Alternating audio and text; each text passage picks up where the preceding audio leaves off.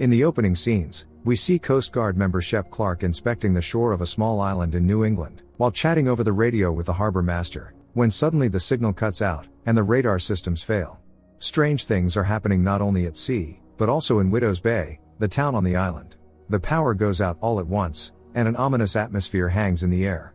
Tom Loftis, the mayor of Widow's Bay, is woken by an earthquake. The man rushes into his son Evan's room, but he is not there. As usual, the boy has gone off with his friends without asking his father. At daybreak, Tom heads to the town hall. The generator has stopped working, the entire island is without power, so everyone is on edge. Tom tries to deal with every problem at once. His assistant Patricia is also doing everything she can. Finally, the power comes back on. Today Tom is supposed to be interviewed by a journalist from the New York Times. For him, this is a chance as mayor, to attract tourists to Widow's Bay, and he has no intention of missing it. Patricia points out that because of the frequent earthquakes, the locals are already at their breaking point, so an influx of tourists may create even more stress. Tom, however, is determined. He calls Bakir Clemens, the sheriff of Widow's Bay, who tells him that Shep Clark is missing. Tom makes a sarcastic joke that it is no great loss, Shep is a real bastard. Nevertheless, they need to organize a search. The problem is that there is thick fog in the coastal area, so the harbor master insists on canceling all operations. Tom has no time for this right now, because the journalist arrives earlier than expected. Arthur Lloyd is already waiting for the mayor at the museum. First of all, he wants to know why so many people call this island cursed. Tom gives an evasive answer, saying that isolated little towns always have tall tales. The reporter mentions that there are many rumors about unidentified phenomena in Widow's Bay, including mysterious disappearances and natural anomalies. Tom urges Arthur not to believe ridiculous gossip and offers him a tour of the town, so he can see with his own eyes what might attract potential tourists here. Arthur is surprised to discover that there is no mobile signal. The mayor hurries to reassure him that the island has plenty of landlines. Besides, peace and quiet are a wonderful thing. Tom gives Arthur a map with the most interesting places on the island marked on it. They agree to have dinner that evening at a local restaurant called the Salty Whale. Tom holds a staff meeting, instructing the town hall employees on what they need to do to show Widow's Bay in the best possible light. Their argument is interrupted by the arrival of Wick, a local oddball who is convinced that supernatural phenomena are taking place in Widow's Bay. Wick says that the appearance of the thick fog means the island has awakened, and that it was the fog that took Shep Clark. The man insists that the mayor close the port, shut down the shops, and sound the siren, the one that has been there since the 1940s. Tom just brushes him off, saying that Shep is probably sleeping off a drunken night somewhere as usual. All the phenomena that may seem frightening at first glance can easily be explained by outdated power grids, the lack of proper infrastructure and tectonic activity. To calm people down, Tom lies and says that Shep has been found, even though he has not. The mayor has no doubt that Clark will show up any moment, so there is no reason to worry, though Patricia disagrees with him. She remembers seeing the boogeyman when she was still a teenager. Tom jokes that the boogeyman does not hunt women over 40, so she is safe, which clearly hurts Patricia. Tom is raising his son alone. Evan is a typical teenager, with the usual all-or-nothing view of the world. The man misses his late wife terribly. He just wants to protect his son. For Evan, however, this island is like a prison. Suddenly the siren begins to wail. Obviously Wick has done it. He knows that Shep has not been found and demands that the mayor take action immediately. Tom and Patricia convince Wick to talk to them, so they can all figure everything out together. Wick explains that the fog surrounding the island is a fog that steals souls. It all begins with an earthquake. The first stage is the whitening of the eyes, after which all 5 senses disappear. Wick suggests that perhaps they are being visited by the restless spirits of ill-fated sailors, like zombies. In 1873, the crew of the mayor's ship disappeared and was considered missing for 62 years. The mayor at the time deliberately turned off the lighthouse, causing the ship to crash into the rocks. Apparently the mayor wanted to get the captain's fiancée for himself. Tom has no intention of listening to this nonsense any longer. Now that they have been sent a reporter from the New York Times, they have a real chance to breathe life into this town. Suddenly Shep Clark appears. The man is clearly out of it, but overall he is unharmed. He is rushed to the hospital. Under the influence of sedatives, he will not wake up until morning. Tom stays in Clark's hospital room. The mayor finds it strange that according to the test results, Shep had not consumed any alcohol the night before, even though the condition he was in when he showed up suggested otherwise. Shep regains consciousness much earlier than expected. His eyes are completely white. He attacks the mayor, but after a few seconds his heart stops. The doctors begin emergency resuscitation right in front of the terrified mayor. Shep dies after all. The autopsy scheduled for the next day will show the cause. Tom spends the whole evening feeling unlike himself, wondering whether this could somehow be connected to the fog. Nevertheless, he has to pull himself together and have dinner with Arthur at the restaurant, as they agreed. The reporter says he is delighted with the island. Tom lets out a nervous little laugh, feeling unimaginable relief. Arthur has done a little investigation and found a curious pattern. People who were born on the island and tried to leave it died under mysterious circumstances. Tom objects, saying that he constantly travels to the mainland. Arthur points out that the mayor was not born on the island, but his son was. While the journalist enthusiastically discusses his plans to publish an article about Widow's Bay, Tom grows increasingly nervous. Noticing the fog thickening outside the window, he can no longer stand it, jumps up from his seat, and calls Evan, when suddenly the lights go out. As mayor, Tom believes it is his duty to calm people down. He urges everyone to stay in the restaurant for now and wait out the fog, but hardly anyone is going to listen to him. To keep people inside, Tom panics and shouts that there is something in the fog, and at that moment the power comes back on. The fog clears. Tom feels like a complete idiot. Arthur laughs, thinking it was a performance arranged especially for him, meant to draw attention to Widow's Bay. The journalist assures the mayor that there is no need for that, because this is a good town.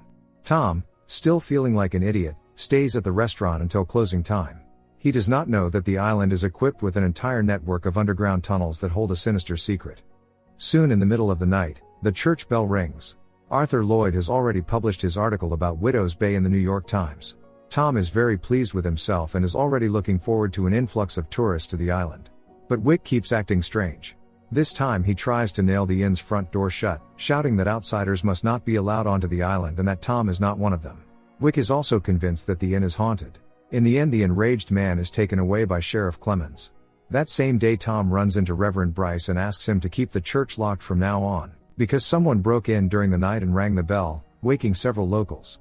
The Reverend, clearly bewildered, says that this is impossible.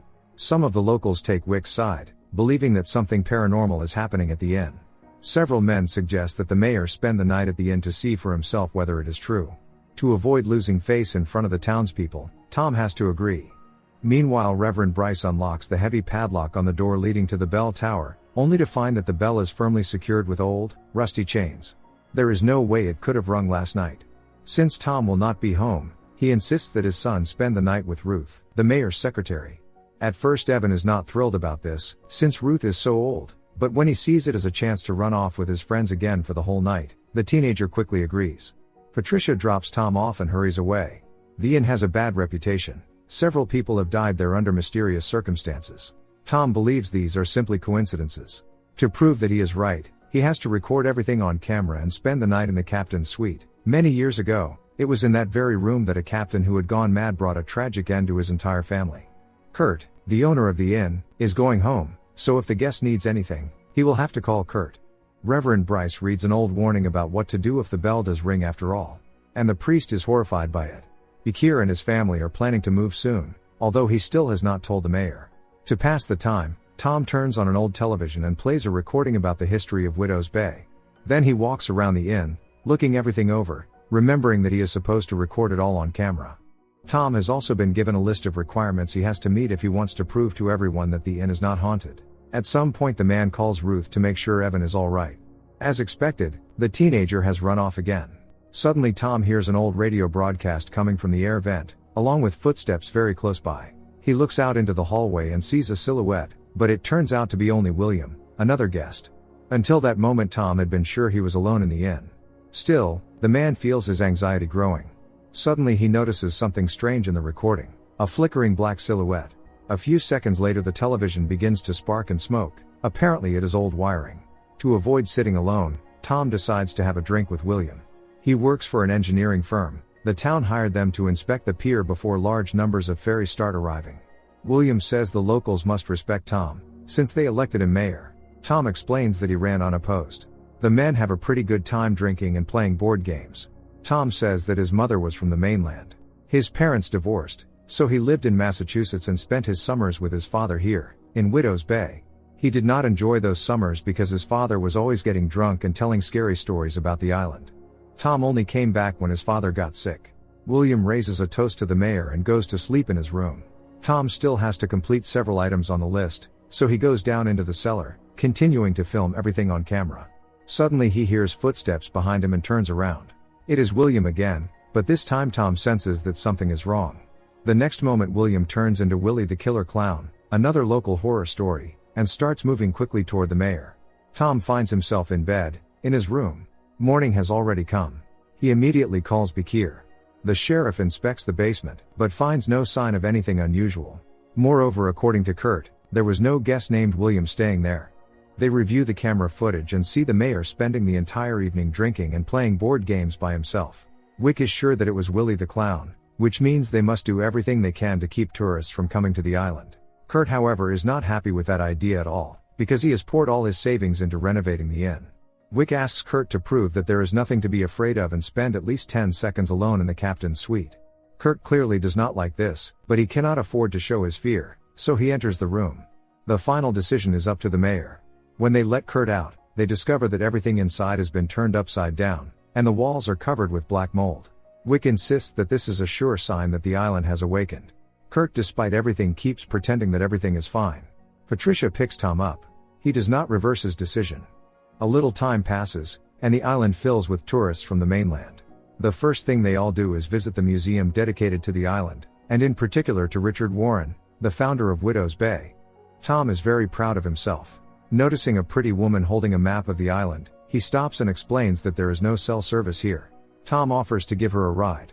Marissa gets into his car. She is staying at the inn with her girlfriends. It used to be fashionable to have a bachelorette party in Las Vegas, but now people prefer something more exotic. Marissa is one of the bridesmaids. Tom invites her to attend tomorrow's swim. According to tradition, every year the mayor of Widow's Bay takes part in a swim to show that the ocean is free of maritime dangers. When Tom mentions meeting Marissa during the staff meeting and calls her sweet and charming, Patricia immediately realizes that Tom has fallen in love, no matter how much he tries to deny it. For the first time since his wife's death, Tom has truly noticed another woman. Evan is grounded, so he is staying home that evening, while Tom goes to meet his colleagues at the Barnabas Tavern. But the man quickly leaves the tavern and drives off. Suddenly he notices a barefoot woman on the road, wearing a nightgown, with gray, disheveled hair. Tom stops and tries to make sure she is alright. The woman, who looks like a witch, lunges straight at him, surprisingly fast for an elderly person. Tom hurries to get out of there, but the woman manages to scratch him. He calls Bakir and asks him to look into it. Maybe she was a homeless woman who had stowed away on the ferry, or perhaps an escaped patient from a psychiatric hospital. A doctor examines Tom.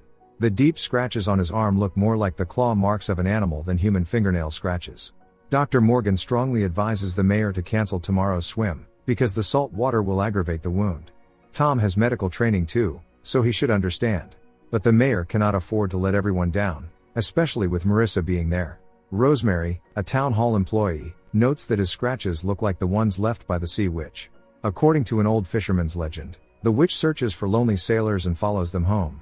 She scratches her victims, marking them so she can track them down later. The sea witch is a shapeshifter. There are problems getting electricity to the beach, so Tom has to address the guests without a working microphone. After delivering a short speech, the mayor dives into the ocean and successfully swims to the buoy. Suddenly Tom notices that someone is swimming nearby. He strokes as hard as he can, but something or someone keeps chasing him. On the verge of panic, Tom still manages to reach the shore.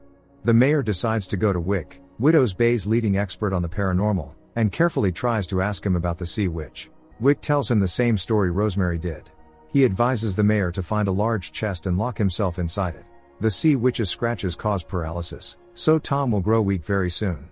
He needs to stay inside the chest for 72 hours, until the wound heals. Listening to this nonsense, Tom cannot understand how he could have been enough of an idiot to believe in the sea witch. That evening the man is getting ready for his date with Marissa.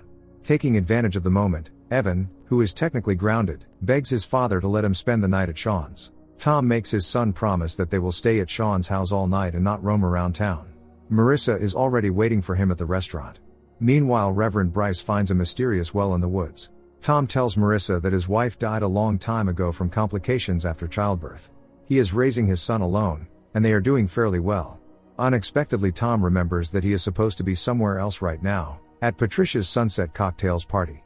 He suggests that Marissa come with him. The woman, however, suggests they go somewhere else, for example to his house. But he does not think that is a good idea. He is not ready yet. Of course, Evan never intended to spend the whole night stuck at Sean's. The teenagers meet some girls from Boston, who are surprised to learn that the guys have never left the island. Suddenly Reverend Bryce appears, visibly shaken, and declares that evil lives here. Tom returns home and turns on the answering machine. Patricia is furious that he still has not shown up at the event. Wick has left another voice message, clearly fearing for the mayor's life. If he does not take action, the sea witch will get to him. Tom does not take it seriously until he feels weakness spreading through his entire body. There is a knock at the door. It is Marissa, who has somehow found out where he lives. Tom is in no hurry to open the door. He has not seen a single one of Marissa's friends, and no one in town has mentioned a bachelorette party. Convinced that Marissa is the sea witch, Tom looks through the peephole, but sees no one.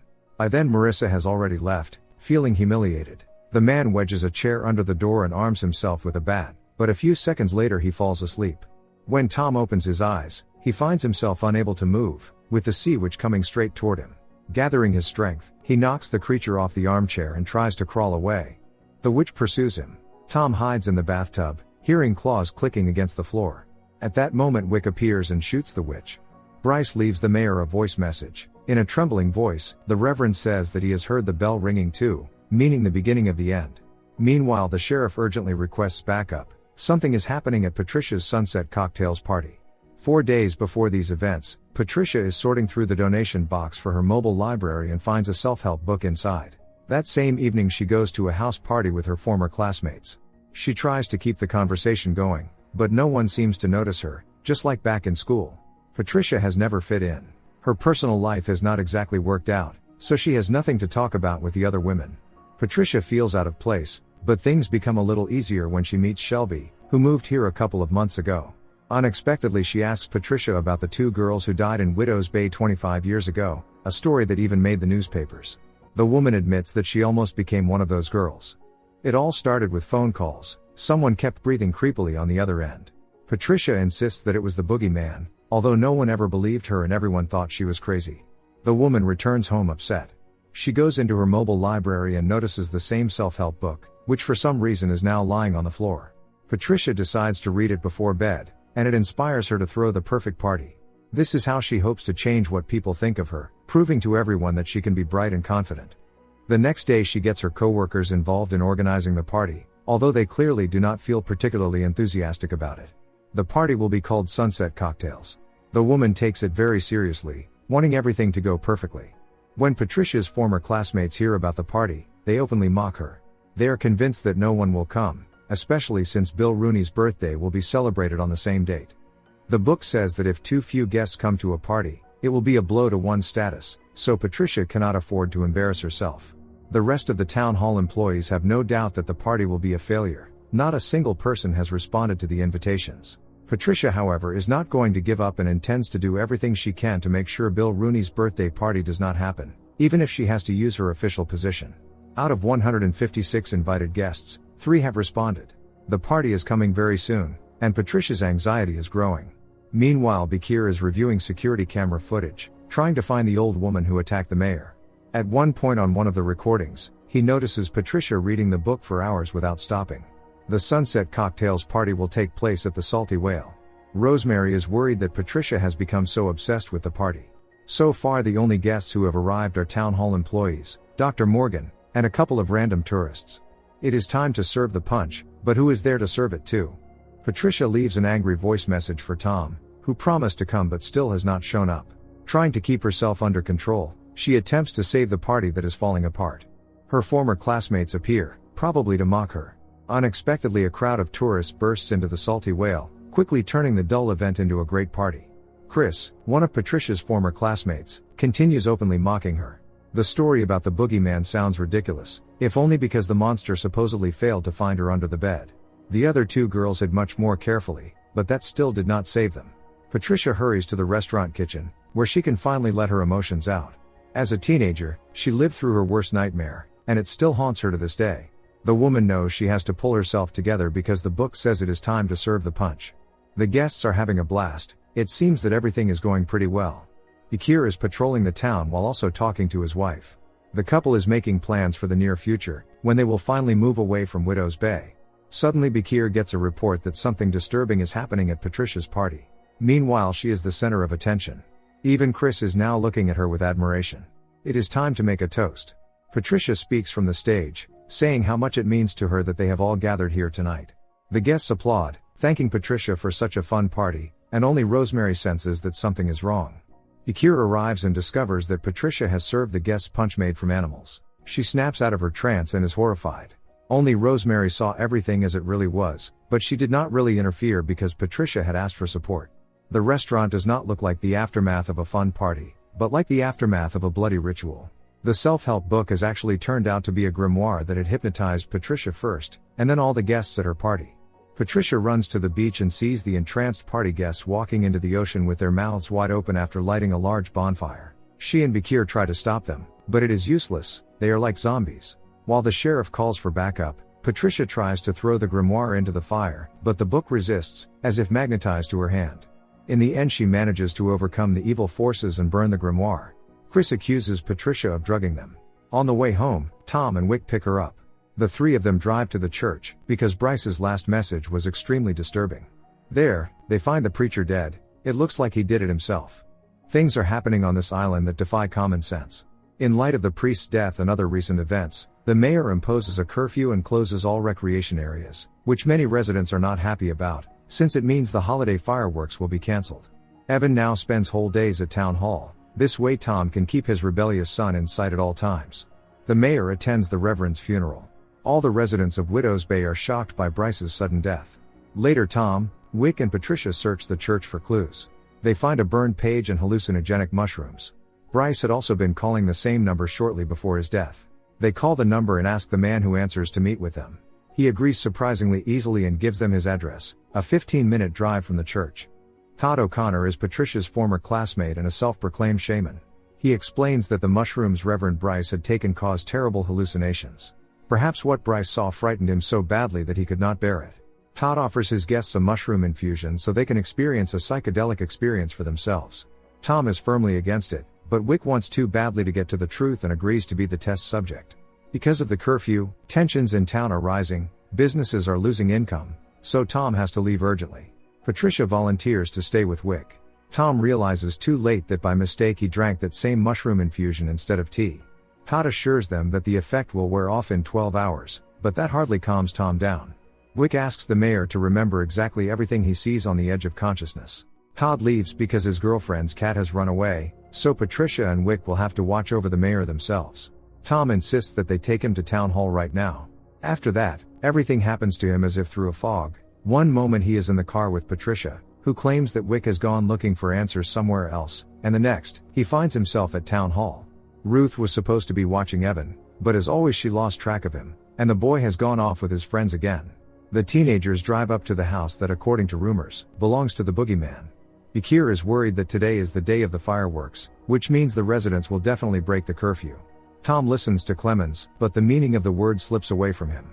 Bakir demands that Patricia come with him to give a statement about the incident at the party, because some of the people who woke up in the ocean are going to press charges. The woman knows it is risky to leave Tom alone in this state, but it seems she has no choice. Wick turns to an old acquaintance of his, Jer, to decipher the burned message found in the church after Bryce's death. The message speaks of a curse that has befallen the island, and apparently it was written by Sarah Warren, the wife of Richard Warren, the founder of Widows Bay. Dale, a town hall employee, notices that something is wrong with Tom. One way or another, the mayor has to attend the meeting where the outraged townspeople are protesting the curfew. So much effort has been spent turning Widows Bay into a tourist paradise, but now all of it may be for nothing. Tom has no idea what is happening. Finally Patricia returns to town hall. Meanwhile the teenagers are planning to break into the boogeyman's house. Will they have enough courage? Wick and Jer share their findings with Patricia and Tom, who does not even understand where he is. The message written by Sarah Warren speaks of a mysterious cylinder that Richard wore around his neck and that was buried with him. Rosemary picks Tom up to take him home, but on the way, they stop at a gas station. For Tom everything has lost its cause and effect logic and changes like frames on film. One moment he is in one place, and the next, somewhere completely different. To impress the girls from the mainland, Evan decides to sneak into the boogeyman's house alone, but the sheriff stops him. The young man would really rather his father not find out about this. Bakir agrees to look the other way, but only because Evan was just trying to show off in front of the girls. However, the sheriff's silence hardly helps, because Tom and Rosemary are already waiting for Evan right outside the house. The teenagers watch the mayor's erratic behavior in confusion. Father and son argue. Evan does not want to spend his whole life on this island and does not understand why they cannot just leave. Tom tries to explain to Evan that it was important to his mother that he grow up here. Despite the mayor's order, the residents of Widows Bay set off the holiday fireworks. In a fit of hallucinations, Tom returns to the past, to the moment when his pregnant wife Lauren suddenly went blind. Evan was born healthy, but Lauren only grew worse. Tom begs God, if he exists, to save Evan. Suddenly the man hears a hum coming from everywhere at once.